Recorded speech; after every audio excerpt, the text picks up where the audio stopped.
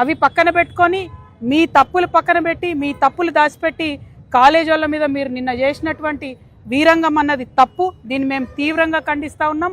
మీరు క్షమాపణ చెప్పాలి. మిమ్మల్ని 1800 నుంచి 2000 కాలేజీలు బంద్ పెట్టిరండి. మీరు నిన్న 2-3 పేర్లు చెప్పారు. ఏమన్నారు? 2-3 పేర్లు చెప్పి వీళ్ళు మమ్మల్ని ఈ పర్మిషన్ అడిగినారు, ఆ పర్మిషన్ ఇయ్యను, నేను ఇయ్యను అంటున్నారు. ఇయ్యకండి. 10 మంది మిమ్మల్ని పర్మిషన్ అడిగిన వాళ్ళని పక్కన పెట్టండి. మిగతా 100లాది కాలేజీలు ఏం చేసినాయి మిమ్మల్ని? మిగతా 100లాది కాలేజీలో చదువుతున్న పిల్లలు ఏమైపోవాలా?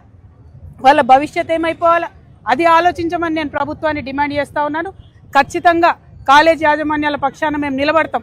ఎందుకోసం అంటే ఎప్పుడైతే తెలంగాణలో ప్రభుత్వ కాలేజీలు లేవో మన తెలంగాణ మనకు కానటువంటి సందర్భంలో కూడా వాళ్ళు తెలంగాణ ప్రజల పక్షాన్ని నిలబడ్డారు. ఇవాళ ఫీ రియంబర్స్మెంట్ అంటే పేద పిల్లల కోసమే, వేరే వాళ్ళ కోసం కాదు. మీరు మాట తప్పి యజమానులను అట్లా మాట్లాడడం చాలా చాలా దారుణం. మేము దాన్ని తీవ్రంగా ఖండిస్తున్నాం. ఎట్ ద సేమ్ టైం నిన్న మీరు డబ్బులు ఇచ్చిన వెంటనే వాళ్ళు మళ్ళీ కాలేజీలు మొదలుపెట్టారు.